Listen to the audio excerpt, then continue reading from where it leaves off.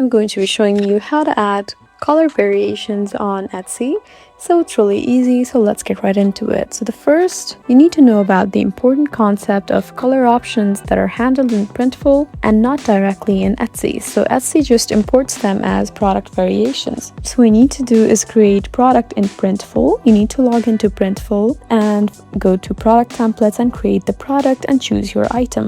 And then you can enable color options inside the product editor. So you just need to select multiple colors like black, white, red, navy, and apply changes, and each color becomes a separate variant. And then you can just sync with the Etsy store. And then you'll have the option to sell on Etsy, and Printful will send the product with variants automatically. And then you can just go to Etsy listings to confirm and check variations in Etsy. Open your listing, scroll to variation section, and you should see color options, sizes.